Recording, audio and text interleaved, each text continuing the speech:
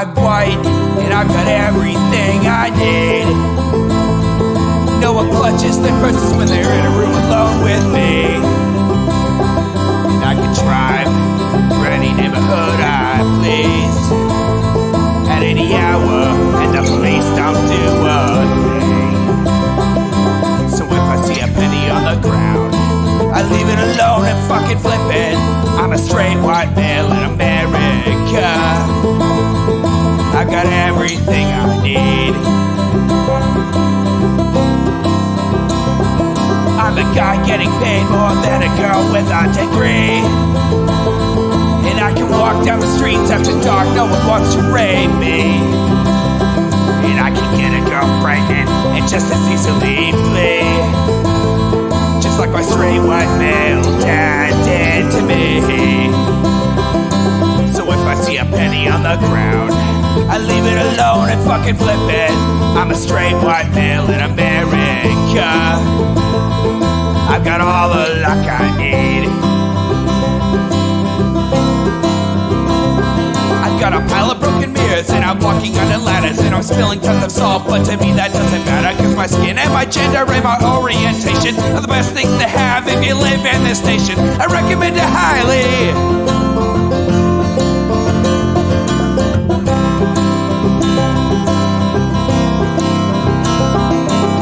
If I see a penny on the ground, I leave it alone and fucking flip it. I'm a straight white male in America. I've got all the luck I need. Shit's gonna work out for me, cause I'm a straight white male in America. I've got all the luck I need. Hey, welcome to the Intellectual Dollar Tree. We do the show live every Wednesday at 7 p.m. Pacific right here on Twitch. Twitch.tv/Echoplex Media, simulcasting to other places, but if you're watching over there, you're going to be pretty fucking lonely. You can support this project by going to echoplexmedia.com, click the support link at the top of the homepage, and pick your favorite method. I'm Producer Dave, and you can find me on Grindr. I am HK Perrin. You can find me on Mastodon at hperrin at port87.social. And just a quick announcement, the Media Wench is on terrestrial radio up in Shasta County, KCNR. She's doing a show called Shasta Unmasked. That show, she's doing it with a couple gals who are living in Shasta and fighting the good fight up there. And it also is out as a podcast now. It is on Apple Podcasts, Spotify, and you can find it on our website, echoplexmedia.com/Shasta Unmasked. And it takes a while to get all the other podcast apps. They pull it from Apple Podcasts or I have to submit it myself, which is a huge pain in the ass. But we will get it everywhere, and everybody go ahead and go follow that. They have an Instagram for Shasta Unmasked. They also have a Facebook page, and I don't think I'll be able to talk them into getting a Twitter. So, but that's big news. Pretty cool that one of our own is on the actual terrestrial radio where you can't swear. Yeah. And you can't, I don't know, I guess you can't, I don't know what else you can't. You can't swear, I guess. It's mostly it. Yeah, there's some topics you can't talk about, right? Right. But anyway, I listened to the first episode. They are using an old radio call-in system, so the quality ain't that great, but that's just the way it is because that's an old radio station up there, and it's not like I'm going to go up there and fix all their shit so their show sounds good. So everybody, make sure you check that out. It's real interesting. They interviewed a person just yesterday. It'll go out on the podcast feed tomorrow, so you'll be here. Never mind. Time is a flat circle. Don't worry about it. By the time this podcast goes out, it'll be up, and they interviewed somebody who is doing good work against Moms for Liberty up there in Shasta County. So anyway, we're doing other good work here, or I don't know how you describe that. There's this guy, we've watched a few of his videos. His name is Andrew Bustamante. He's running around claiming that he used to be a CIA agent, and I'm having a hard time with this because if you were once an intelligence operative or you are an intelligence operative, you tend not to tell people that. But also that would be a pretty good grift because no one's gonna confirm or deny it. Yeah, you contact the CIA. They're like, CI who? Yeah. So, anyway, this is he's went on to a Constantine and Non Oliver's show. I'm sorry, Constantine. and non-Oliver show to talk about why Israel and Ukraine can't win, apparently. And again, the man claims to have been a CIA agent. And it's been a while since we've done a Triggernometry for the main show content, so I'm sorry, I guess. Do you know who the lead negotiator is for the United States? CIA Director Burns. That is not a role for a career intelligence official, somebody whose job is to lie and steal and cheat without getting caught. But wait, what are you claiming to be? Already, hold on. Wait a minute. Sir, you're making a claim that that's who you are as well. But also, like, his job is to lie and cheat and steal for us, right? Right. So he's one of the good guys. Or to tell the truth when that's advantageous. Yeah. They want to have the ability to deploy fucking airplanes and warships into the Middle East, into friendly territory when we fight China. That's what they want. What? Zelensky could have reached basically the same outcome, the same best outcome could have been reached within a few weeks. Why do we think that Russia expansion means Russian tanks? Why does that concept come to mind? Because that's the narrative that the West has made. No, it's because of history. I mean, as a Russian, I can tell you, right? Every time Russia has a strong... Oh, shit. Fucking liar versus liar, everybody. Let's party. And very often with war. Andrew, awesome to have you on the show. We were excited about it anyway, but then we started talking while we were waiting, and there's so much we can talk about. Before we get into that, tell us a little bit about your career, particularly CIA and other stuff where you've served abroad and all of that. Yeah, I mean, I'm excited to be here, guys. This is a conversation I've been looking forward to for a while. But the right answer is what career? I don't know what you're talking about. I'm a diplomat. Yeah, what is his shirt says everyday spy. Yeah. Is that like is that like a brand that I don't know, or is he like claiming that he was a spy on his clothing? I'm confused here. This is like the worst episode of Burn Notice I've ever seen. I'm going to assume it's a brand I don't know. Oh, it's probably his brand. Oh, that would make sense. Yeah. Wonder if he's on Fourth Wall. Oh, God, no. My name is Andrew Bustamante. I started in rural Pennsylvania, a brown kid in rural Pennsylvania. Ended up going to a military school because it was the best of all the bad options that I had. And then from there, I actually got recruited into CIA, had an awesome experience at CIA, living and working undercover, operating abroad. I met my wife, who was also a CIA officer at the time. And we ultimately ended up leaving CIA 2014, which was 10 years ago, which is kind of mind-boggling, for family reasons. Because, surprise, surprise, CIA is not a family-first organization. And then when we left CIA, we kind of had to start all over. Pretty sure CIA agents often have families. What? Well, it depends what you're doing. I mean, this guy's claiming that he was fucking 007 and shit, right? Like, okay, yeah. He's not claiming that he's sitting in he's not claiming that he's sitting in an office like as an analyst or whatever, which is what the vast majority of intelligence operations is actually. It's just analyzing data. He's not claiming that. He's claiming that he was the fucking A team and shit. Yeah, he's saying he was Jason Bourne. I'm going to go with more Michael West and less Jason Bourne. You feel like you're special at CIA, but when you leave, well, Jason CIA, Bourne, they killed his. Did they kill it? Yeah, they killed his wife. Oh, okay, or his girlfriend. I don't know. That's fantastic. I don't remember. Home with you. You don't get to take friends home with you because everybody remains undercover. Everybody remains inside that organism that is undercover operations. And you say you were recruited. Why and why? What does that look like? You never get to know exactly why they're interested in you. I have some theories. One, I was recruited in 2007 as part of the tail end of the surge coming out of September 11th. So if you recall, 9/11 happened in the United States in 2001. 2 years later, there was a giant commission that was completed, a big investigation that was completed. And as one of the findings of that investigation was that the CIA of 2001 was not equipped to handle the rising terrorist threat that was coming against the United States. So they had to plus up people, they had to plus up operations, and one of the big things they pushed for was more diversity in their cadre, because prior to 2001, CIA was basically Ivy League white guys. And it's going to be hard to place an Ivy League white guy in any kind of Arab community. In a cave in Afghanistan, you're probably going to stand out. Correct. But an ambiguously brown, rural Pennsylvanian kid, right, has a better chance of being completely forgotten. I mean, I was unknown all through high school, so I was really well trained. That's so interesting. So that was the moment they actually said, look, we need to infiltrate these particular organizations, monitor them, and white guys ain't going to cut it. I mean, you kind of go, all right, in that way, diversity might be a strength. Yes, and that's what's so... Well, oh no, did you hear fucking Non-Oliver? He's like, oh, this limited case when you got to look like an Arab, this might be a good time for diversity. Yeah, holy shit. What are the ways... So, Mr. Non-Oliver, I forget his real name. Non-Oliver. What are the ways in which diversity is bad, would you say? Oh, it's the you know. We both know what he would say. Yeah, I mean, he would just say it's diversity hires.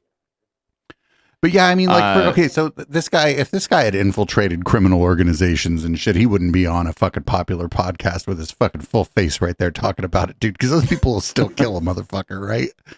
Yep. Yeah, but Non-Oliver would bring up like race and IQ or something. CIA took a very practical approach to diversity, not a legislative. Francis, that's his name. To come in and place policies on the importance of having people of color and people of different ages and people of different genders. It was a very practical need. You can't send a male of any skin color to infiltrate a female Muslim society. You can't. You have to have females. Even better if you have females who are also Muslim, who are also Arabic speakers, who are familiar with the region. Yeah, it's quite well known that there were no female spies before the 2010s. That's really crazy. This is all really dumb. Okay, first of all, like, what do you mean female Muslim organ? I'm just not buying this guy like on its face, like just on its face, right? Like I'm a former fucking CIA agent who did a bunch of undercover work who's going around talking about it on podcasts. I'm just not buying the premise. But the more he talks about it, the less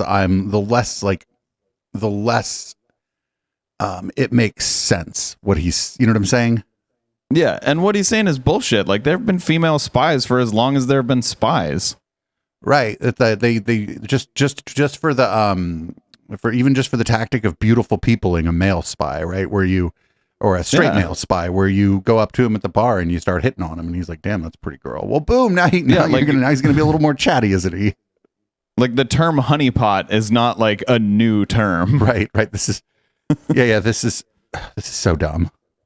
Good quality people, but it's hard to find that from an Ivy League university. Sometimes you need to look somewhere else. And even now, CIA is looking at people who don't even have formal degrees. I mean, there's all sorts of opportunity that is pushed at what we call the pace of operations, what's required to keep Americans safe, because that's the priority. That's the priority for CIA is national security primacy. Andrew, I feel it's really important before we really delve into the conversation. There's people who, of course, are aware of the CIA, but there's people who might not be aware of what exactly the CIA does. And no, that's their job, is for you to not be aware of exactly what they do, not Oliver, you stupid motherfucker. That's literally their job. Yes, not good job, non-Oliver. Probably a whole load of conspiracy as well. That's probably. Yeah, there's a lot of conspiracy that is molded in with that. So let's just talk about what does the CIA do, and let's explode some myths which people will definitely listen to. No, that's a very fair point, right? So CIA does what's known as human intelligence, or in our world, HUMINT. Now, intelligence is a very broad, sweeping term, and there's no. They do signals like they do all of it.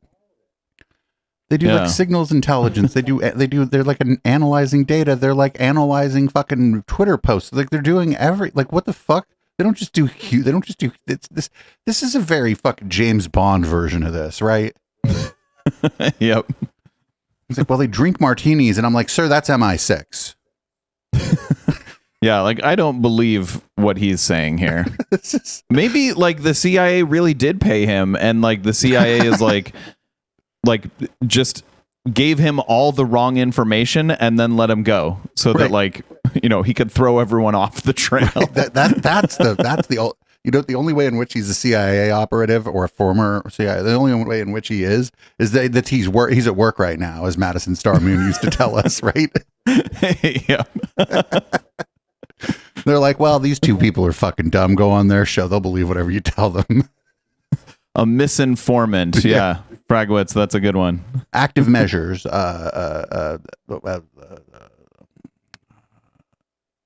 Yeah. He's a decoy. Inside that, there's measurements intelligence, signals intelligence, imagery intelligence. So there's multiple disciplines inside the intelligence field. One of those disciplines is called human intelligence, which is the process of extracting secrets from a human being rather than from a radio or from a picture or from something else, right? So CIA... Well, if it's on a picture, it's not a secret. But the Central Intelligence Agency has two purposes. One is it's the primary human intelligence agency in the United States.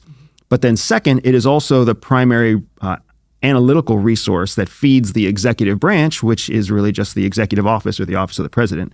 So all the intelligence agencies in the IC intelligence community, all the intelligence agencies feed their raw analysis to CIA, who creates a finished analytical product called the President's Daily Brief that gets briefed to the president every day. What about the operation side? Because CIA isn't just about gathering intelligence, like CIA takes people out and stuff like that. What about that side of it?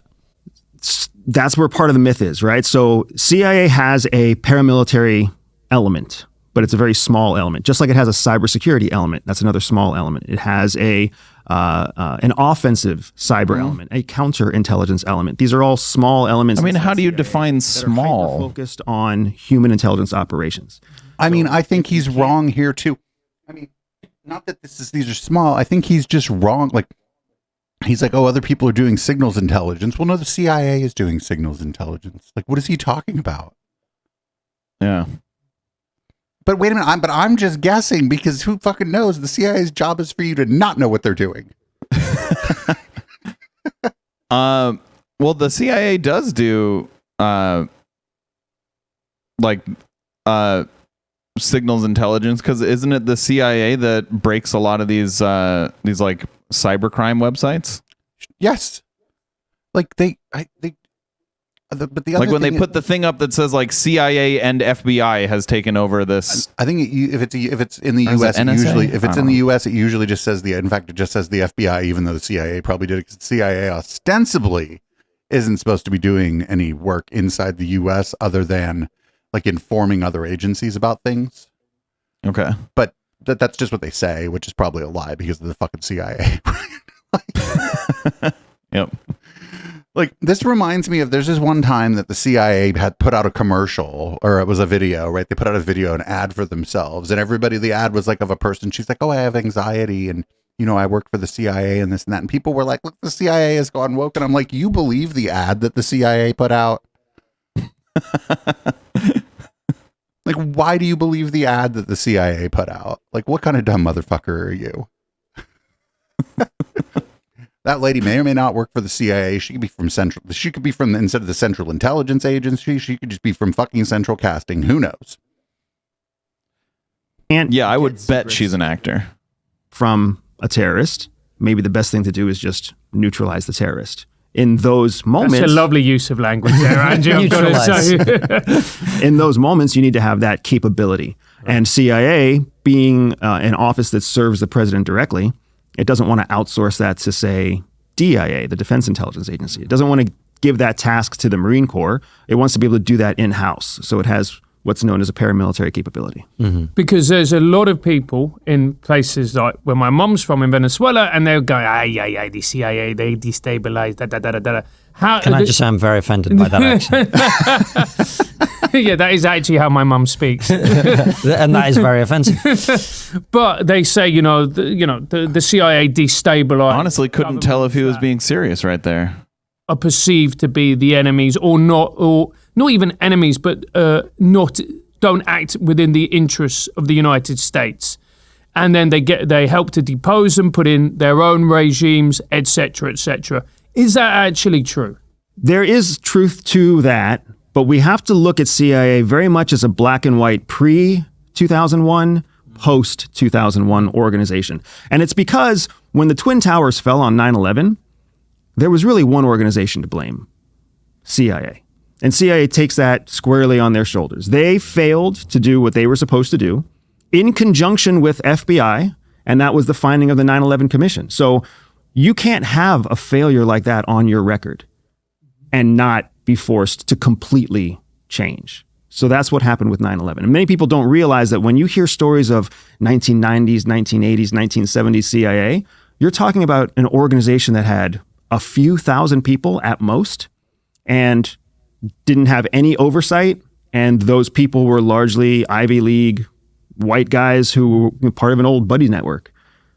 Post 2001, even further back after you look past 2003, 2004, when Congress became heavily engaged in overseeing what the CIA did, now you have an organization that has multiple thousands of just undercover officers, and then tens of thousands of officers on top of that, and an organization that. But how? Well, we would wait. Why would he know that? Like, if you work for the CIA, the part of the you only know, like, you listen. It makes sense that you would only know about who you need to know about, and that you wouldn't have like detailed information about how many undercover officers there are, because like then if you get caught, like then you might spill the beans on how many undercover officers there are. Like, I think maybe he had the all access pass, the CIA all access pass, like he paid extra for it. Maybe I just you're right. This is a brilliant grift. Because no matter who Yep. you are, they're going to be like, Andrew who? Yep. a whole different set of rules and obligations that it has to abide by. Many people say that the pre-2001 CIA was the more effective, more dangerous, more nimble CIA. And the CIA now is so heavily bureaucratized that it's been neutered in many ways. And it just seems to get worse each year. I feel like this is just his fanfic. Are we just watching a guy go over his CIA fanfic? But it's fanfic about himself in some ways. You can write yourself into your own fanfic. I'm sorry, like, has nobody ever asked this guy, like, why anybody should believe him? I guess he seeks out credulous people. Well, then maybe he is a CIA agent. View of what CIA is capable of, because now that we're so politically divided, it's a organization that was built to support the president. Well, the president switches extremes every 4 years right now, right? And what does that mean for an organization? How does that organization? Wait a minute, that's not true. The most of the presidents in my lifetime have served 8 years. Yep. Anyway, Yeah, in fact, you'd have to go all the way back to 1992, right? To the last time it switched after 4 years? yeah, I mean, Biden, but Well, no, I mean before that. yeah, You'd have to go all the way back to 1992. Yeah, I think everybody else was 2-term. But I mean, Yep.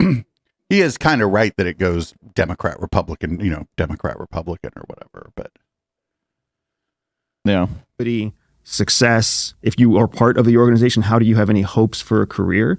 Now, the idea that CIA does not work in the best interest of the American people, that is also something that people talk about. That is patently false. The CIA only works in the best interest of the American people. wait, what? But that doesn't make any sense, because you and me, HK, might even have disagreements on what an intelligence agency might do, like in like another country that would be in the interest of the American people. That's a very subjective thing that he's saying as if it's an objective statement.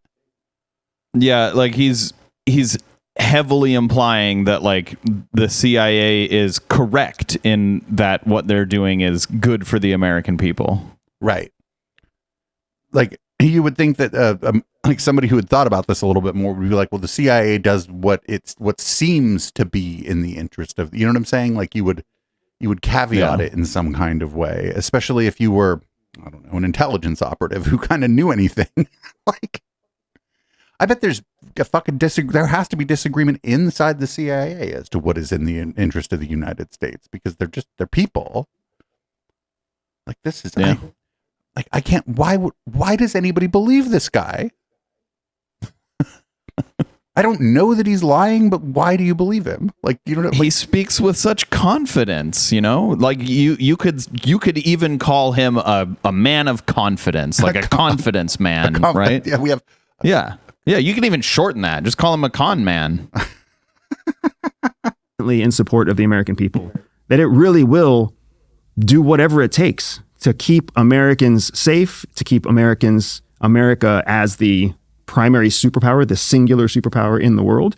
I mean, we put even the promise of democracy second to making sure that the great American experiment is always the prime superpower. Let me stress test that a little bit, because it brings us onto territory that I wanted to cover anyway, which is I don't think anyone actually would say that the CIA is not attempting to serve the interests of the American people. I think what people would say is the way that they see the interests of the American people is not necessarily the way some American people see the interests of the American people. And that's where I think... Holy shit, we agree with Constantine. Fucking good job, Constantine. Good job. Here, I'll give you your own laugh track as a reward, Constantine. Good job. Good job. Laughs all around. Like, what the fuck, dude? But it's really interesting that he's skeptical of that, but not at all of his guest. Like, it's so weird. Right? And one of the things that I think that Francis is trying to raise, and it's interesting to me, and this Wait, is Non Oliver did say something a while back, I suppose.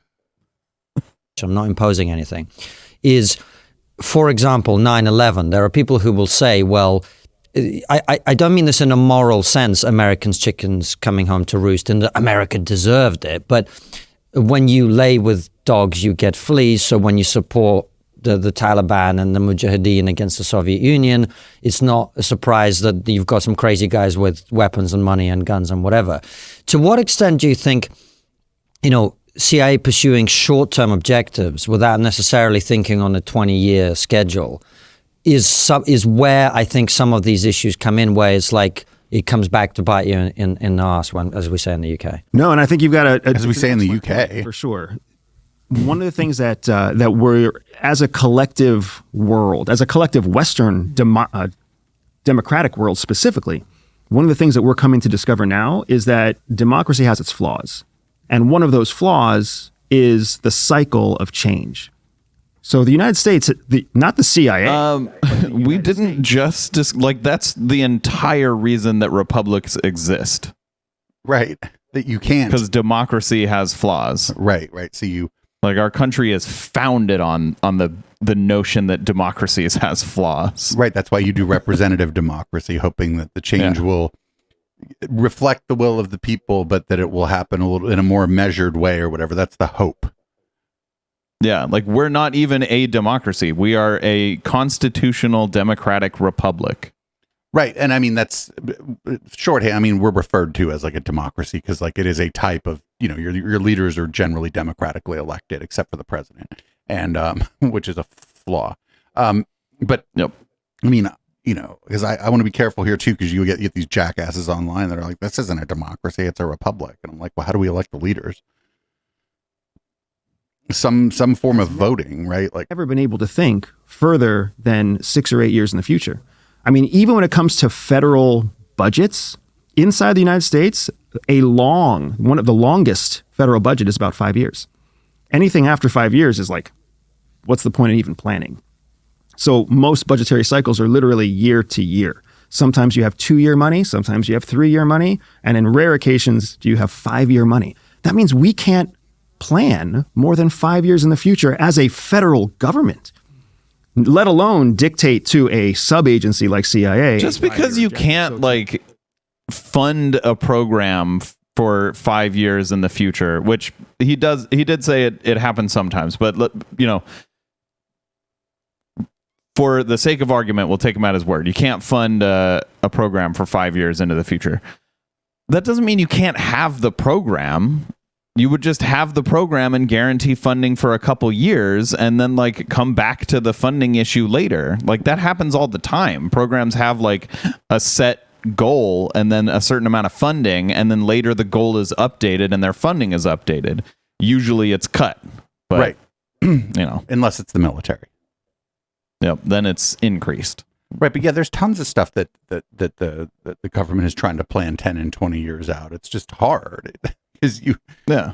it's not that nobody's thinking that far into the future or trying to make plans that will extend that far into the future. It's that they, like you were saying, certain things sunset, certain things need to be revisited, renewed, re-examined, and that's pretty good actually. Because what if shit does change, and then you got to adjust the plan? That's reasonable, but that doesn't mean that there's no plan out past 5 years. That's dumb. Yeah. Yeah. And you would think an organization like the CIA especially has to have plans that are out past 5 years. Oh yeah, absolutely. To your point, all of the American objectives are short-term objectives, Wow. right? That's All of scary them. to me, man. The UK is not better off. No. That's just wrong. It's just so wrong what he's saying. Yeah, I mean, I feel like that's the wrongest thing he's said so far. I think the wrongest thing he said so far is that he was a fucking CIA agent. Well, at least he's only wrong about himself in that one, and he's not wrong about like an entire government.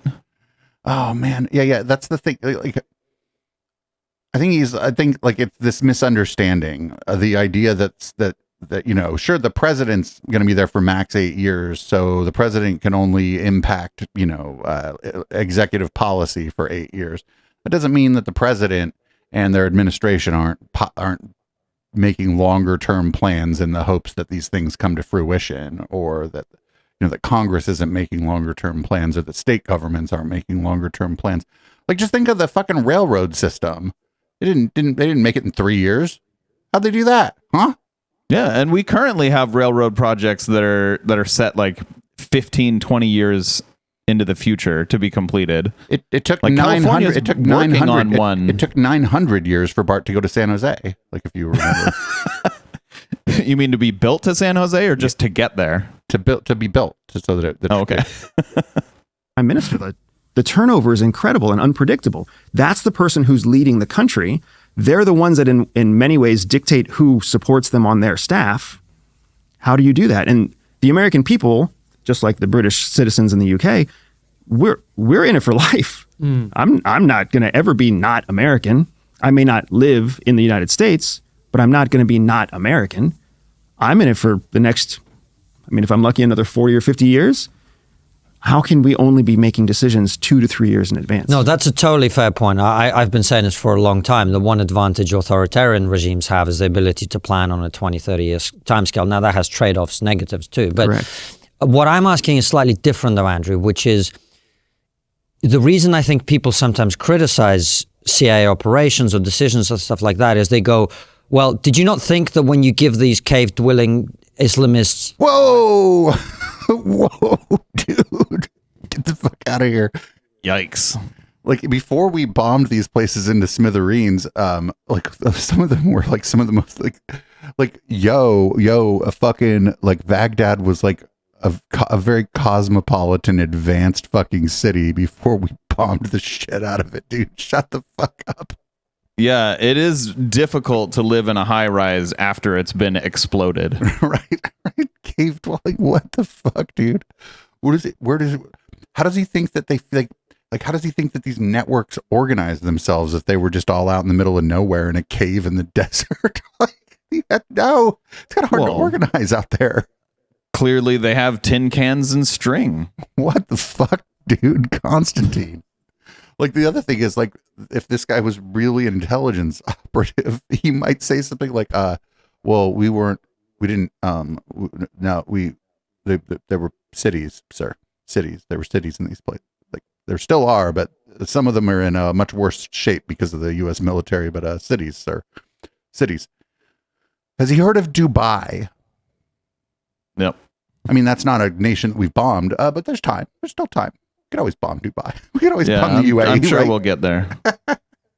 Weapons and money and whatever that wouldn't just end in that moment when they defeat the Soviets. It actually will create things down the line, and you're messing with things perhaps that you don't understand well enough in a region that's very old and very complicated, and you're pushing buttons here that the results will show. It's like it's a completely different example, but we were talking about this other day. Like, we've done interviews 5 years ago when we were completely different people. We've changed over time.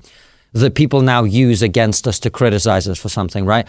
I'm talking about that, but on a much bigger scale. Absolutely. And I would say that criticism is But fair. you've done interviews 5 weeks ago that people would use to criticize you for much the same reason that they'd criticize the interview from 5 years ago. Dude, get the fuck out of here. Like, I don't think they've changed that much. I think they pretend less that they were comedians. And I think that's less of, that's just, they just do that less. That's all. Like this guy's a CIA agent the same way that these two were in the London comedy scene. You mean he worked a few miles from the CIA? Right. You can see it play out in the headlines. But the reality of it is that you don't know what the future holds. There's this concept that we have in CIA called the cone of uncertainty. And the cone of uncertainty is, if you imagine like a party hat, like a birthday hat, those conical hats, and you put Thanks for explaining to us what a cone is shaped like. A cone, like one of those cone-shaped hats. It's shaped like a cone-shaped hat. It's a cone. That's what a cone is shaped like. What color is orange? Like an orange. Yeah. That's what color an orange is. Like a traffic cone? It's shaped like that. A cone is shaped like a traffic cone. Like an ice cream cone? It's shaped like that. Also, this chart that he's showing is like the most obvious thing. The further out from the present moment you go into the future, the more variables about anything there are probably going to be, and so the less you can predict what's going to happen. Like this is but the CIA invented this. Also, this isn't a cone. Nobody knew about this before the CIA. Cones tend to have flat sides, and this is curved. It's a little droopy, okay? It's a droopy cone. You got to look at it sideways, and then it's just a droopy cone. You don't have to make fun of the CIA for having a droopy cone. It's more like a horn, maybe. Maybe it's the horn of uncertainty. Yeah. with a string that goes through it.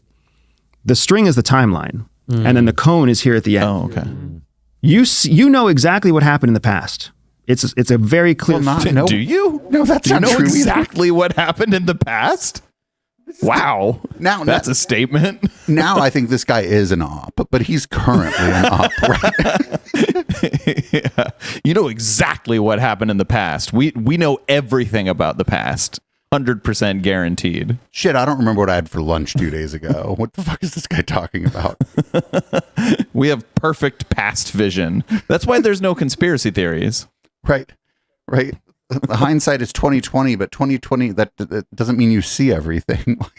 It means you see pretty well. Yeah, 2020 vision is not actually the best vision. That's like average vision. And it's and you can only see what you can see. Right?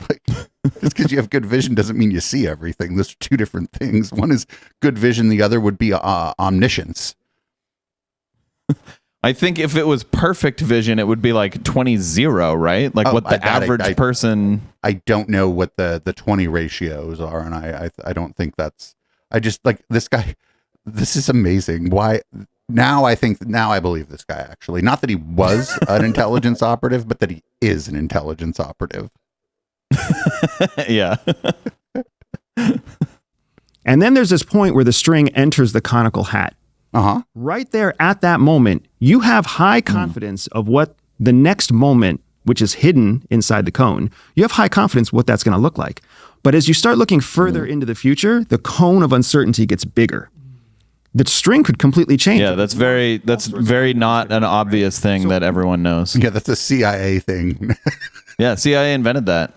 No one knew about uncertainty before the CIA. The CIA had to go teach it to stockbrokers and people who own businesses, HK.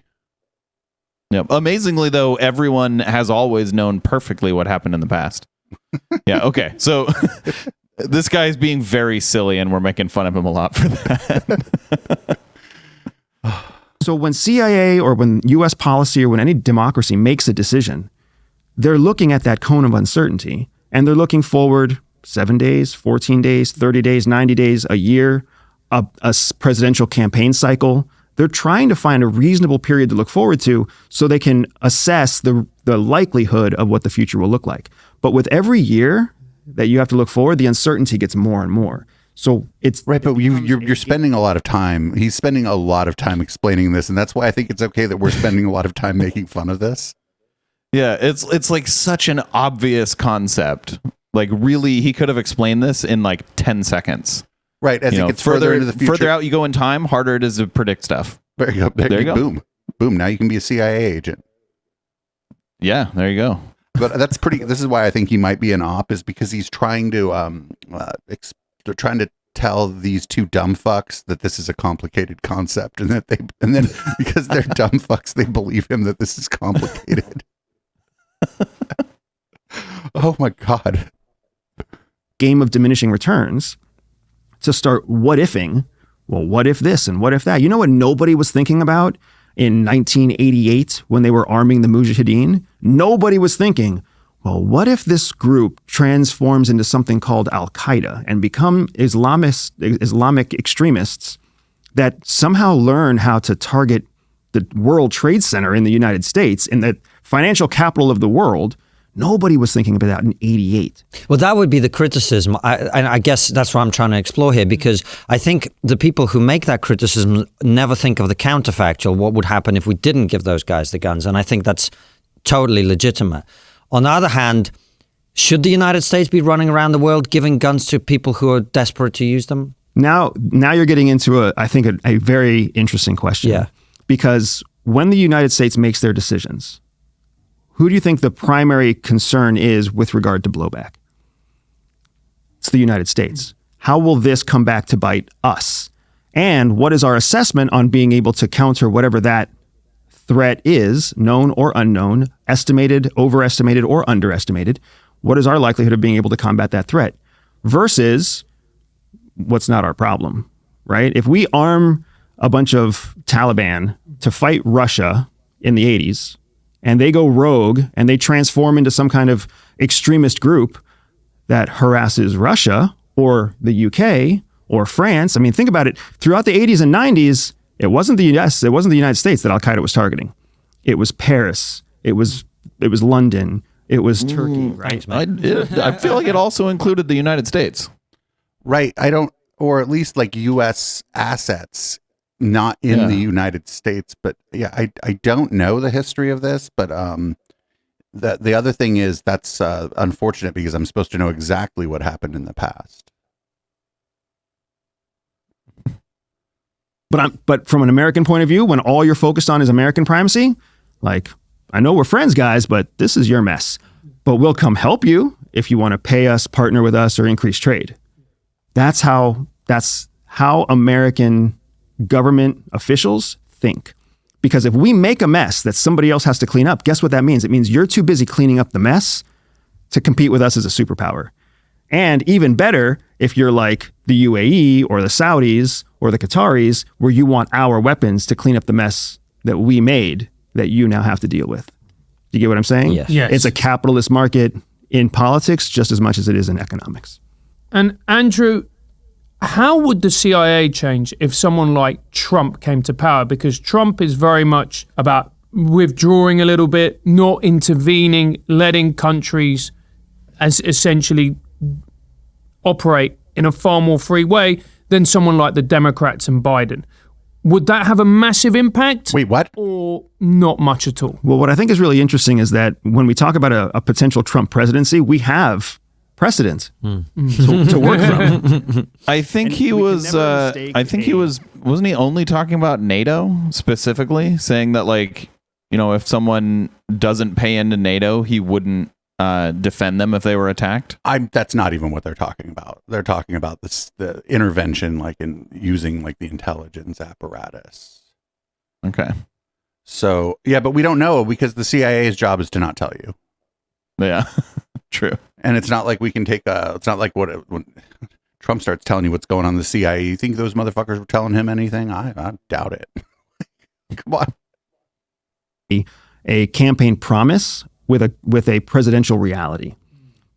If Trump wins in 2024, there's a couple things we can very likely expect. We can expect a mass exodus from CIA. More people will leave. People have been leaving CIA in the highest numbers ever since his first presidency. Why?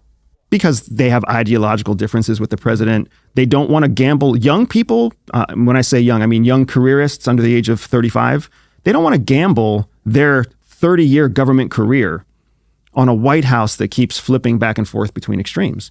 Extremes? Not when you can go to Google or Amazon and have a perfectly good 20-year career, right, as a security expert or a threat assessor or who knows whatever else. So there's more attrition than ever before coming out of CIA, and not just CIA, but across the federal government. So we know that Trump will, if he becomes president, we know that if he disagrees with CIA, he'll just cut funding. He'll stop using them because he's already proven that he's happy to. I don't think he can just cut funding. Wouldn't that be a congressional thing? Yeah, I think Congress tends to. I mean, he could veto budgets, I suppose, but the problem with the CIA is I'm not sure that the budget for the CIA is really like it's probably a little murky. Like you know what I'm saying? Like he could veto the budget, but then Congress could also override his veto. Sure, but I'm not like I'm just not sure. I'm not confident that this is how the CIA gets their operating budget is by like asking Congress nicely to give them some money. I have a feeling they have other means by which to acquire capital. Yeah. To do what's known as private intelligence. Private intelligence was actually something that didn't really exist in the numbers that it exists in now prior to 2016. When Trump came into office and his own service, the CIA, spent all of its time and effort accusing him of Russian collusion, he was just like, all right, guys, you're not hired. I'm not going to work with you. Did the CIA do that? I don't think the CIA did that. No, I'm not sure. I think that was Rachel Maddow that spent all her time doing that, burned her career down. To the extent that happened in the government, I believe that was entirely the FBI, wasn't it? That I don't know. I should know because we know everything that happened in the past. But yep. Gosh, we're really bad at the cone of what do you call it? The cone of uncertainty, or the line of certainty part. We're bad at too, though. Yeah, for us, it's more of a bow tie of uncertainty. Right. It's a fucking orb of uncertainty. It's just the whole thing is entirely uncertain. It's just a big square of uncertainty. They do that because it's clearly not true, right? I don't know that it's clearly not true. It's very difficult to defend. It's very difficult to prove. And intelligence is not an art of proving things. This is something that people don't understand. Intelligence is an art of assessing what is unknown. If something is known, it's a fact. It's not intelligence. Intelligence is always unknown. It is a series of probabilities based on things that you don't know. That's a weird definition of intelligence. Turn it over to someone like right. I think it's because he just mentioned uncertainty, and the thing is, it's dealing. I think a lot of it is dealing with uncertainty when you do have some information, but you're trying to, and it's probably actually probably deals with all kinds of Somebody in chat's like known unknowns and unknown knowns and like that Donald Rumsfeld thing, right? That's probably a lot of that going on. Just like because there has to be, right? There has to be things you know, things you think you know, things you know that you don't know, and things that you don't know that you don't know. Just like fucking, just like any other like thing where you're trying to figure anything out, right? There's, yeah. I'm gonna go with this is the orb of uncertainty theory. The all-encompassing orb of uncertainty. The now space of uncertainty. Like FBI, law enforcement, right? When you have a theory, it's intelligence. So I think what happened with CIA was you had 8 years of an Obama administration. You had very deeply rooted careerists who were progressive, who were liberal politically. And when Trump came into office, they didn't want to be part of some giant Russian operation. There's still a very yes, the CIA known historically as a bunch of libs. What the fuck is he talking about? Right. Yeah, it's just all leftists over at the CIA. I mean, I imagine there are different people with different politics and stuff that work at the CIA for sure, but I think it probably much like the FBI and the cops, I bet it skews conservative. Yep. Yeah, I think very few of them are who we would call leftists. Right. Probably the farthest left you go there is liberal. Right. They're like Bernie Sanders. They think Bernie Sanders is Che Guevara, right? Yeah. War that goes on in the heads of people at CIA. We don't want to lose to the Russians. We don't want to lose to the Soviets. I mean, we want to defeat them at all costs. It's hard to break that mentality. And the people who are in charge are people who've had a 20, 25, 30-year career, not the people who are 5 years in, 7 years in. So if you had a 30-year career in 2016, that means that you started your career in the mid to late 80s. Can you be progressive and liberal and work for the CIA? Aren't those two things mutually incompatible? You would be shocked at. Okay, now we agree with Non Oliver. What? Well, no. I don't agree that. Like, I don't think that you can't. My statement true. was that the meta analysis of the organization would be that it skews to the right. Yeah.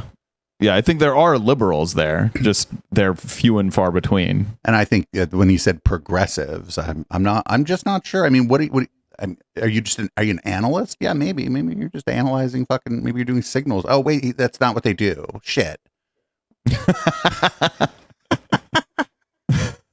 my God. Imagine like all the spies are just like super progressive.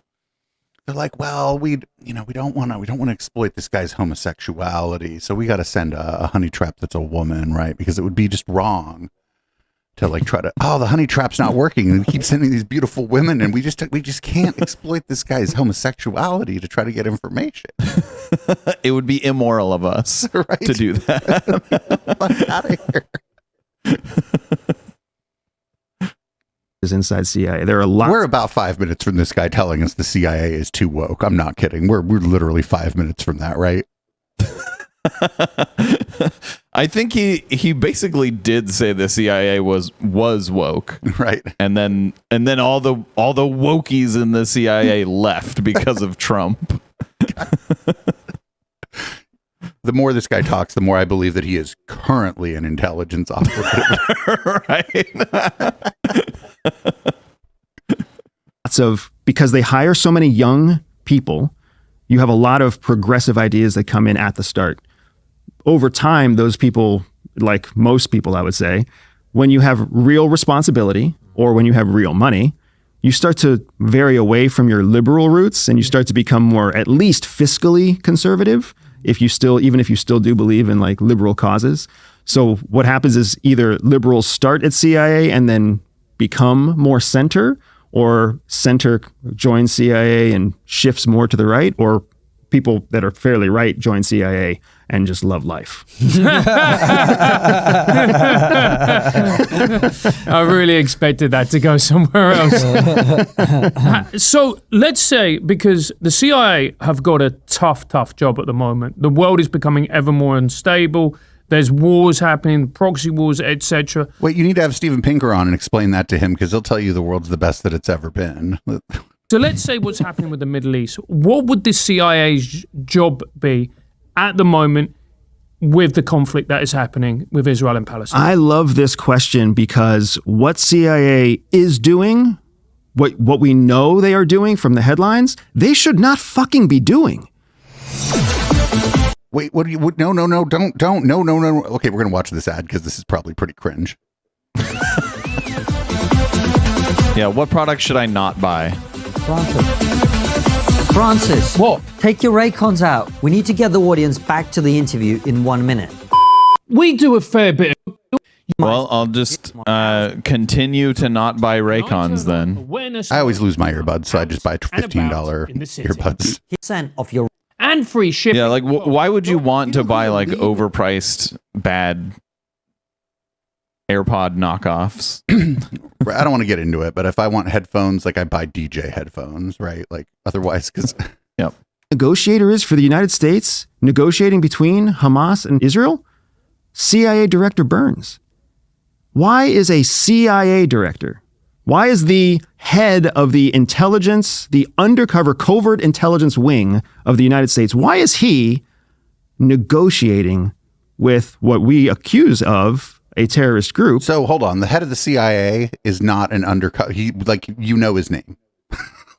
Yeah. This is not Well, he's saying he's the head of the agency that has the undercover agents. Right. And it's like, that's probably why he would be negotiating then. Right, because like he knows the things, right? Or he would have, he would potentially have leverage to suggest maybe he's like, maybe they know more about this than you think because of his position, right? Even if he doesn't, he could bluff. He could do all kind of things.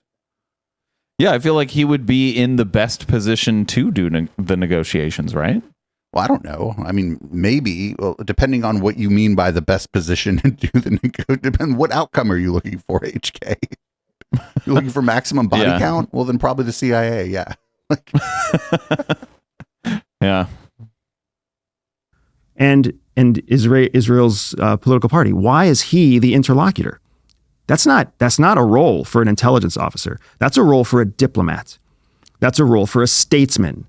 I mean, one can be both. Yeah, the head of the CIA, I would assume they function primarily as a diplomat, right? Because they're not fucking wiretapping you. Oh shit, that signals intelligence. Never mind. Fuck. The CIA doesn't do that anyway. Yeah, and he personally wouldn't be like beating the secrets out of you. Right. Like, yeah. Man, if you want to have leverage, I don't know. Maybe he's negotiating it because they think he's good to negotiate. I don't know. Maybe the whoever the Secretary of State is busy. Intelligence official, somebody whose job is to lie and steal and cheat without getting caught.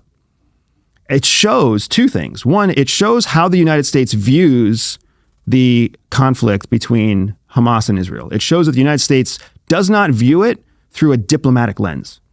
Otherwise, they'd put a senior ambassador in there. They'd put a statesman in there. They'd put somebody from the president's cabinet in there. You know where the diplomats are spending their time? Saudi Arabia. Because the United States knows that it has very real diplomatic needs in the Middle East that it must maintain, and Israel's not one of those needs.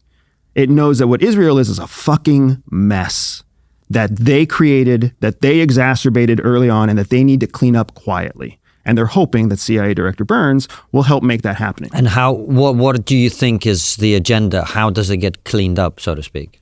So there is no good outcome. There is no outcome that makes everybody happy. But CIA is not interested in making everybody happy. The CIA is interested in making American primacy prevail.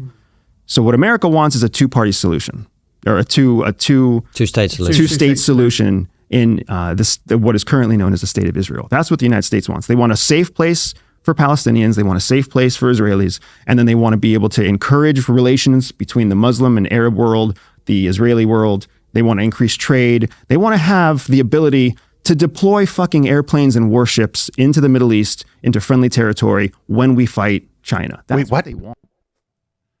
We have places to do that. Like the American, we don't. It doesn't matter like whether or not these two political entities in this particular region get along. The United States has military bases all over the Middle East. Like, what is he talking about? I do think he's right that it is in our best interest for Israel, and for the two-state solution is in our best interest, but not because we want to deploy warships there, or not because we. I think it's in our best interest so the region isn't destabilized. Right. That's this guy. I don't know. This guy's actually a CIA agent. Fuck it. Like, this guy's clearly there to deceive everyone. Like, that's what the United States cares about. However they get there the fastest, that's what matters to them. The reason that you have diplomats meeting in Saudi Arabia and spies meeting in Israel is because what you need to have. Okay, the head of the CIA isn't a spy. He may have once been a spy, but he's not a spy. Like, he's the person whose name he's like the head of the agency. He's a bureaucrat. He's not like, what is he talking? He's not a spy. Saudis and the Emiratis, two of the leading groups in the Middle East, accept Israel, which requires Israel to accept Palestine. That's the mess. Interesting. You think the United States is thinking 5 years beyond this point? They're thinking 2 years beyond this point. But to me, that is, look, and I accept it, and as an analysis, it makes sense. I guess the question is, how much of this is a cynical thing as well, in that the UAE, Saudi Arabia have way more cash than Israel? Holy shit, I agree with Don Oliver. He's like, yeah, our diplomatic interests are served better in Dubai and fucking and the Saudi like yes, the money, the oil and the money. Yeah. But like, does he think there's no diplomat? Like, does he think that just because the head of the CIA is the main negotiator that there's no other diplomats doing any, like, what the fuck? He just went there by himself? Get the fuck out of here. Nobody from the Department of State's talking to anybody, actually. Got the head of the CIA on it. That's fucking bug fuck. That is there's no way that's true.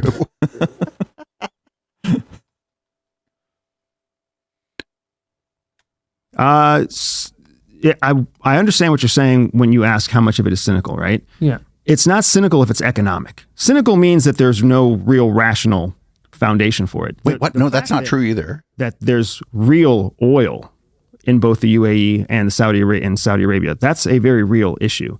The other thing to keep in mind is the United States is always trying to counter the Iranian threat. Mm-hmm. Well, inside the Middle East, Iran's primary enemy in the sphere of influence is Saudi Arabia. So Saudi Arabia always wants to make sure it contains the Iranian threat as well.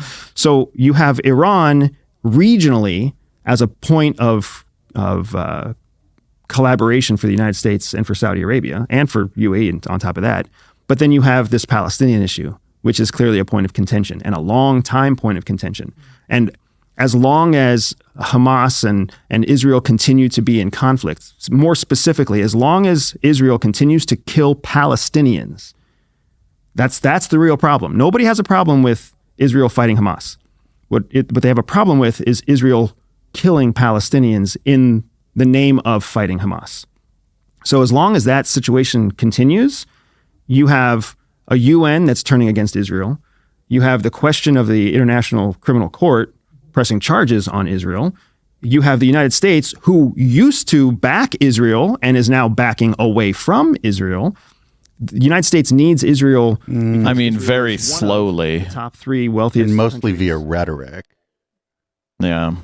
in the Asian subcontinent. Unless They he have means like the incredible American trade. public, because public opinion about this has changed dramatically. Yeah, the public for sure is like fully backed away, but it's taking a while for our government to catch up with us.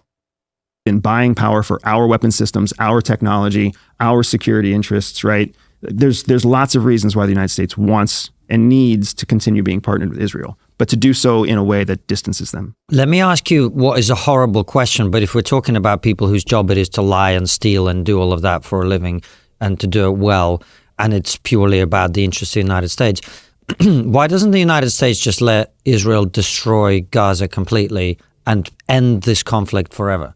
There's a few reasons for that, right? Reason number one is... By the way, just for people watching, I'm not advocating for course. that. But if you're thinking with a cynical hat on, that would be an approach that... I was a little worried there for a second that he was advocating for that. I don't think that's a cynical hat. What we have a process at CIA called the analysis of competing hypotheses, ACH, the analysis of competing hypotheses. When you create competing hypotheses, you basically start at the extremes. So there are two extremes here. Extreme number one, just let Israel just kill everyone, destroy everything, start over from a clean slate. However Netanyahu plays this thing out in his brain when he's, in his bathtub at night. That's one option. The other option is cut off all support to Israel, sweep in to support the Palestinians, and bring every Muslim country along with you. Right? Wait, those are those are two extreme positions, but those aren't the two options. Those aren't what the fuck is he? Those aren't the two options. Yeah, I think he's about to say that like there exist things in between, but even that those are extremes on like multiple positions too. Because like you could stop funding Israel entirely. That doesn't mean you have to start funding Palestine. Right. You could. Yeah. There's this this guy probably got fired for being a dumb spy. Those are valid options on a spectrum of extremes. So you can't just rule them out. But when it comes to why we can't do that, why the United States can't maintain its role as the world's superpower by letting that happen, we need the Middle East. The United States needs the Middle East. They need the oil from the Middle East. They need the wealth from the Middle East. The Middle East has become a financial hub that competes with all the financial centers in the United States. So to ostracize Dubai and Riyadh and Abu Dhabi is unacceptable. Qatar, Bahrain, like the Khaliji countries control so much wealth and so much oil flow. We would be shooting ourselves in the foot like we did back in the 70s if we try to ostracize or minimize their priorities, their issues. And we know that Palestine is one of their top priorities. Qatar, Saudi Arabia, all of them.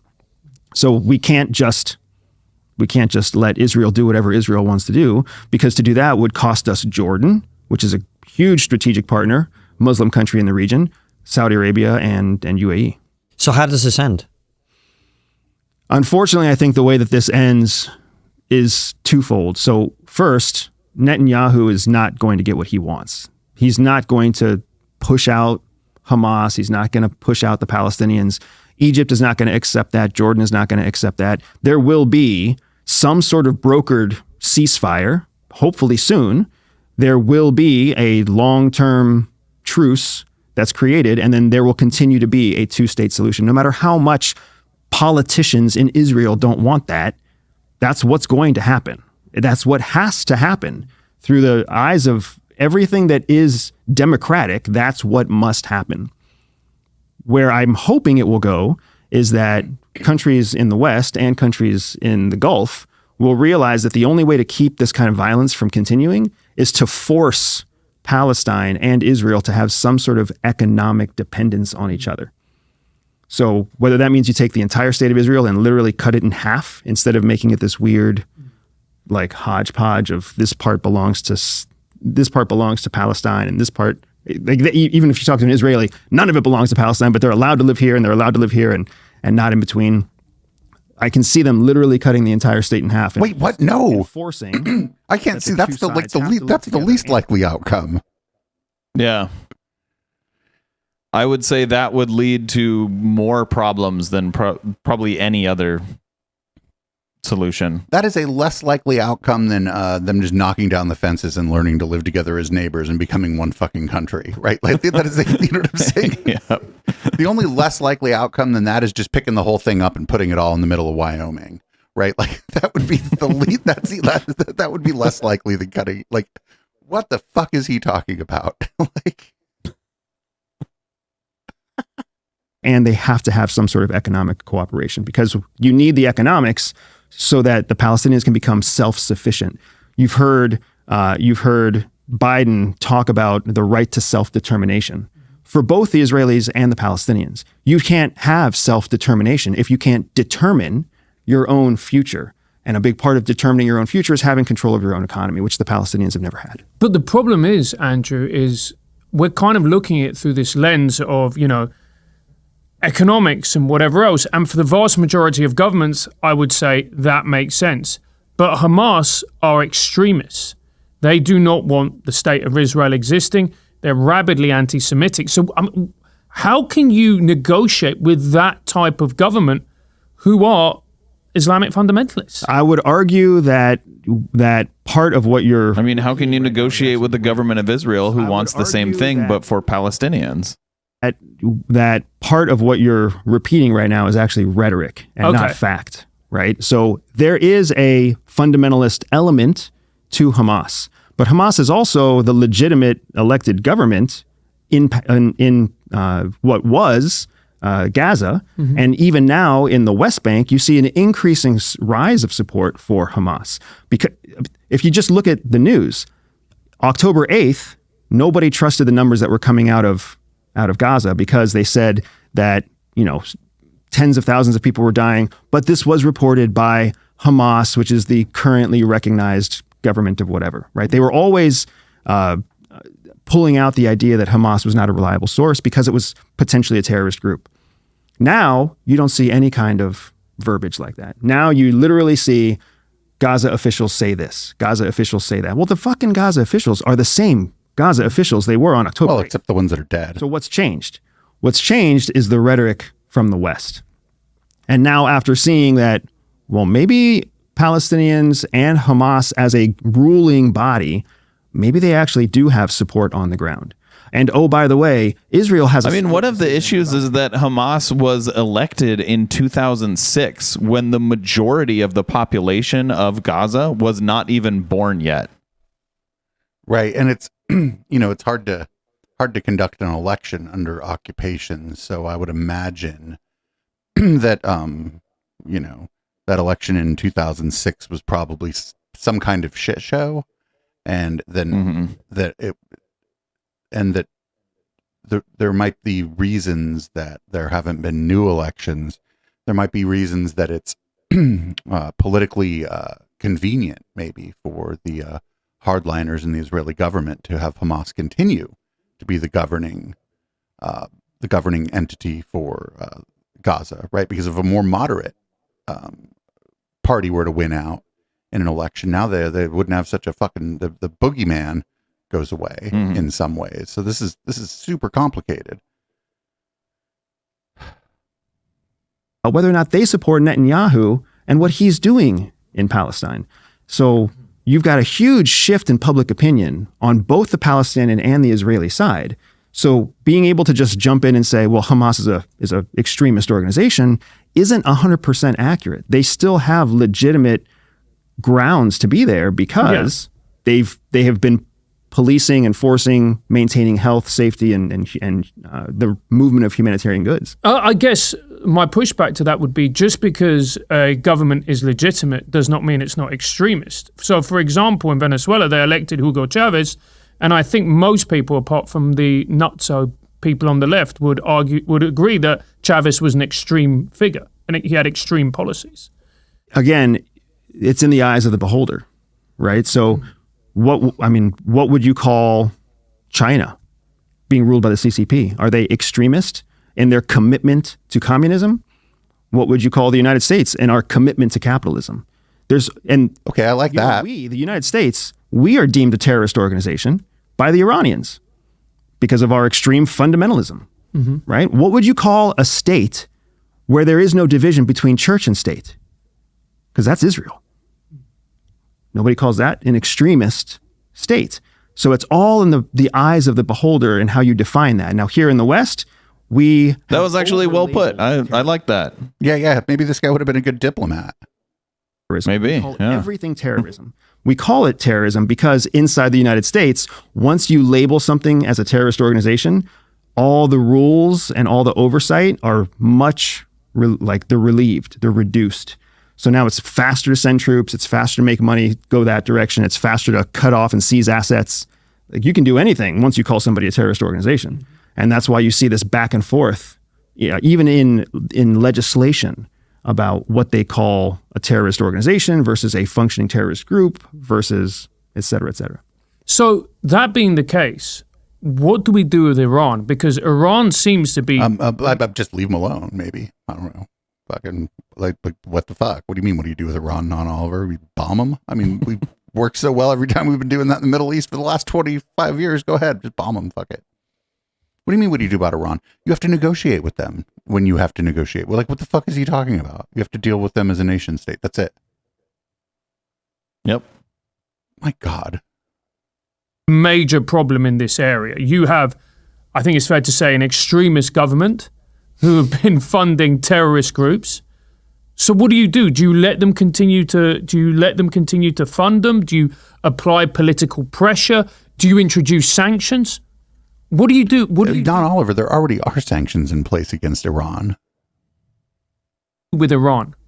The question is so much bigger than Iran. So I'm going to answer your question with a second question, right? Where did Iran develop this methodology? The methodology of funding Hezbollah, funding Hamas, right? Funding insurgent groups in Iraq, while simultaneously also making itself indispensable in the Middle East, because Iran is the breadbasket of the Middle East. You sit in UAE, you sit in Saudi Arabia, the headlines say, Iran is evil, Iran is evil, Iran is evil. The produce shelves all say, grown in Iran. The food that feeds Saudi Arabia comes from Iran. The food that feeds UAE comes from Iran. So if you want to talk about complexity, how do you label somebody a villain when they are the ones providing your food? It's like the American Civil War. All the industry happened in the north, all the agriculture came from the south. So I say that because well, wait a minute. You left something out, sir. You left something out about the American Civil War. You left out a part. I think that. How did they grow all the food in the, not all of it, but how was a non-insignificant amount of the agriculture performed? And what kind of labor, for example, was being used? I don't think he left that out for like as a motivated reason. I think he was just trying to make a point, and the point was ill put. Right. Modeling a methodology. But like you could just say that now, that like the that like a lot of states are bitching about California, but where's all their food from? You know, you could like make a modern analogy, right? Oh, we hate the people in California, like with look at this strawberry. Well, where the fuck do you think the strawberry came from? Yep. Proxy wars. They're using revenue to fund extremist guerrilla groups to execute their will in foreign countries. They learned that from us. That's exactly how the United States executed operations all through the 50s, 60s, and 70s. That's still how we execute operations. Oh, by the way, China's doing the same thing. Russia's doing the same thing. Saudi's doing the same thing. That is the state of the world right now, is proxy conflict. It's what happened in Libya. It's what happened in Syria. It's still happening in Yemen. It's what's happening in Ukraine. And you can see how the same elements are present right now in the conflict between Hamas and Israel. So this is what I was going to ask you, because I'm not an expert on these things, but just as an outside observer, it feels to me like we're at a point when the West has spent so much time signaling weakness and division and distraction and all of this stuff that people can see with their own eyes, especially foreign people to whom, 53 genders isn't a thing that they take for granted. They go like, what the fuck? Wait, what? Yeah. Oh, of course he had to bring that up. He couldn't not bring that up. Yep. And when I see Russia feeling more confident to expand and to fight that conflict, when I see Iran more empowered to do things in the Middle East, when I see China talking more aggressively about Taiwan, I see the king of the hill is weakened, everybody senses it, and now they're all coming for us. Is that a fair analysis? I don't think it's an unfair analysis. I do think it's a bit of an oversimplification. Yeah, sure. Because when we say king on the hill, like generally what we're talking about or what people might imagine is the president of the United States, which isn't necessarily how I think we should look at this situation. I meant the United States. I agree with that. So the United States is and its allies. the leader of the free world. At least that's what we've been known as for however many decades. The problem that we're really seeing here is that the West has been introducing concepts for the last few decades that we have all accepted and labeled as democratic ideals, as the path to a functioning, healthy society, something that makes us strong by democratizing as much as possible. Right? Let's have more people who vote and more candidates to vote for and more frequent elections. And that's democracy. This guy, you know what's good about this too is that this guy's not going down that fucking path with these people, right? This is pretty. I don't know if he's an op or not. I don't know, but he's not taking this particular bait, right? He's not. Yeah, I don't know where he's going with this. It doesn't sound like he's, falling for their trap. Right, he just maybe didn't want to do this. Maybe his maybe the fact that he currently is an op is the CIA is like, you can go on all these anti-woke shows, but just don't go down this path with these people. To be successful. The truth is, democracy in the American terms is an experiment. It's only a few hundred years old. It's never been proven out. You know what's lasted for thousands of years? Authoritarianism, right? I mean, look at the United Kingdom has proven that monarchy can last for centuries. The United States is still... I mean, they have a monarchy, but the monarchy doesn't rule. It's like a state-sponsored celebrity, right? That's all. Yeah. I mean, they're the parliament. Right. They have does the ruling. Yeah. They don't have they don't. Yeah. It's state-sponsored celebrity. Yeah. Right. We are still very much in our middle school years, and middle school wasn't very much fun for me. I don't know what they call it. I don't know what they call it in Europe. Yeah. But what I'm saying is that what we're seeing is that the United States and this great democracy, this great democratic experiment, hasn't evolved in the last 30 or 40 years. If anything, what it's done is it's rooted itself in idealism that isn't actually healthy. And now authoritarian regimes are developing and evolving faster, growing faster. You see more and more countries than ever before opting for authoritarian rulers, strongman rulers, or ultra-nationalist rulers. Look at Germany, look at Italy, look at what President Macron. Well, but I mean, that's Germany. Are you talking about like last century? Because Germany, they have a pretty strong aversion to that kind of thing. I mean, they have a far right party now that's in some ways ascendant, but they're no. I mean, he's talking about like fucking the 20s and 30s, like after World War One. And interesting, he's not bringing up Viktor Orban. That's weird. In France, just announced this week that the Europe we know could die. It could go away. We have to be clear about the fact that our Europe today is mortal. It could die. Wait, no, that's not. It is going away. He's like he's saying that the like Europe could, as we know it, might no longer. Like he's not saying that it is. He's saying it could. There's a pretty big distinction. It could die. Just like every That depends country solely on our isn't choices. immortal. It could Or every die. It could go away. group of countries, Meaning the every idea of a organization. democratic continent where multiple states agree to work together could go away in favor of multi-centered nationalist nations, which is exactly what Trump represents, exactly what Netanyahu represents, and that's and that's what the primary threat is in France to win the elections this year in France. I guess what I'm getting at is I know you said it's an oversimplification, I'm sure that's true.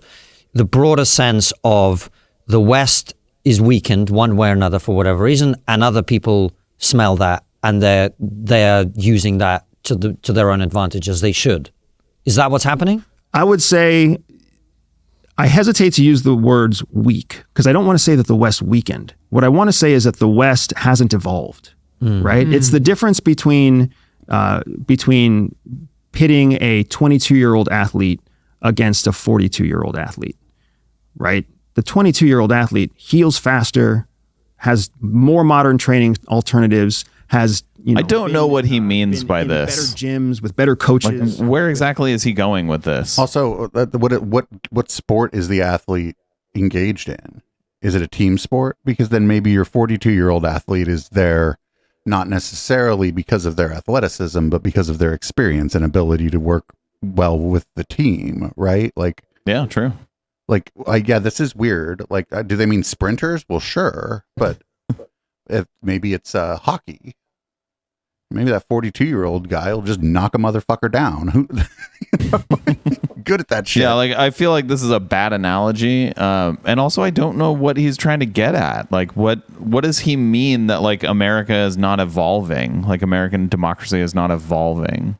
Yeah, I don't know. I don't know. We're getting pretty close. We're basically gonna end the pod right here, where they've put their segment mark, I suppose. But we may watch the rest of this during the post game because I'm kind of fascinated by this. With all of optimized modern society for the last 8 years, the 42-year-old athlete has had the same access to those tools, but is dealing with a 42-year-old body. And all the life changes, the hormone changes that come at 42, the life changes, the responsibilities, et cetera, et cetera. Okay, So again, this analogy makes no fucking sense. In this analogy, what are the hormone changes? What is that analogous to Like, in who even the United is States? Who even is the 22-year-old and who's the 42-year-old in this? Yo, what the fuck is he talking about? Like, that's what this analogy went off the rails. You would think about pitting a 42-year-old against a 22-year-old and betting on one or the other to win or lose in a foot race. Oh, well, now you're talking about sprinting, probably the 22-year-old, but it depends. Yeah, and again, like not a country. Instead of finding a way to constantly reinvent ourselves and bring up our 22-year-old athletes, which is why we're looking at two presidential candidates who are both fucking ancient. How does that happen? Right? Well, that's a good thing that their job isn't to sprint. How many people in our House and But I think Joe Biden would win the foot race. in our Senate and in our Yeah, I think he would. Our I think Joe Biden would win any kind of race.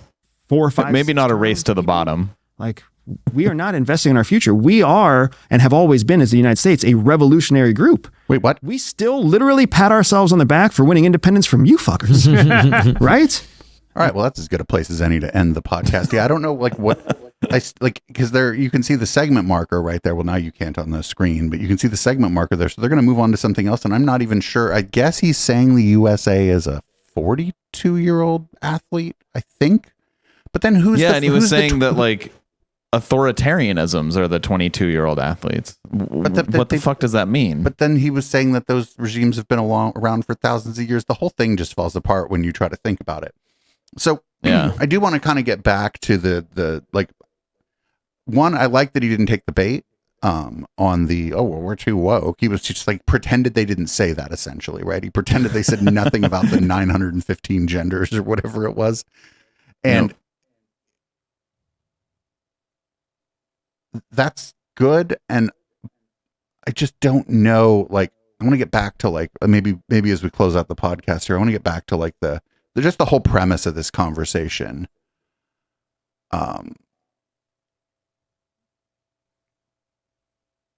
Like, was this guy really a CIA agent? I think either he was not a CIA agent or he currently is one, like we've been saying, and is just like out here spreading misinformation on purpose. Right. If the CIA had an interest in doing that, you would send him to places like the Tom Bellew Show, Iced Coffee Hour, fucking Constantine and Non Oliver, that Valuetainment guy. They're like, no, you can't go on Dave Rubin. That's just unfair. You just can't do it. I bet he's probably never going on Dave Rubin's show, right? Because then they'd have to tell him that Dave Rubin is also an intelligence operative.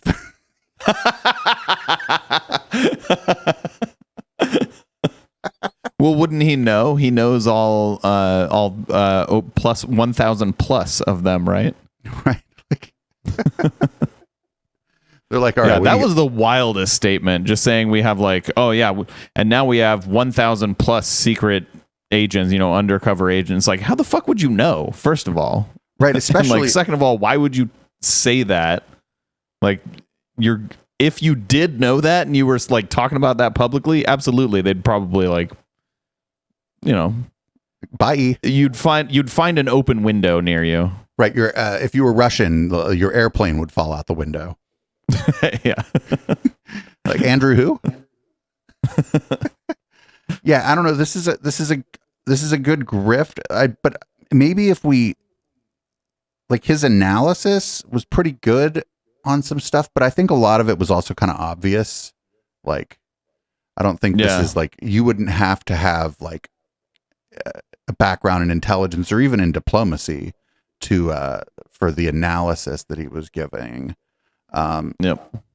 I don't know. I'm torn. This guy's either on the grift or he's on the payroll. I think he's just a grifter.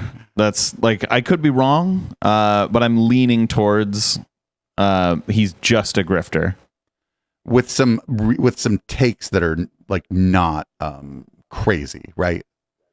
Yeah, like he found a grift that like is like no one, it's like non-falsifiable, you know what I mean? Right. Like no one can prove that what he's saying isn't true.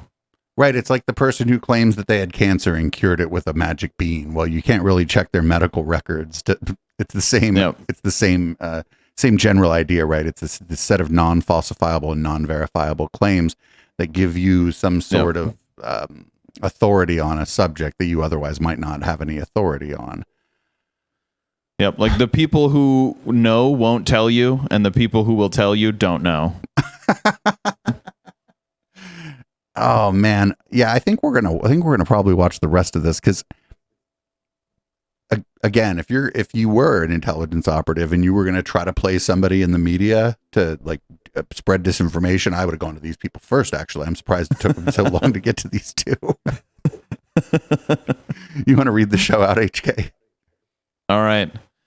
Thank you for tuning into the Intellectual Dollar Tree. We do the show every Wednesday live on twitch.tv/Echoplex Media at 7 p.m. Pacific. If you'd like to check us out, you can check this show out as well as all our other shows at echoplexmedia.com. And if you'd like to support us, you can do that at patreon.com/echoplex or eplex.store, where you can buy our merch. If you're hanging out live, check us out after the song we're about to play for Red Light, where we change the color of the lights and the contents of the drinks, and we sometimes get a little spicy in the chat, and we have a grand old time. So thanks again for tuning in, and this is Boomers by Periscope.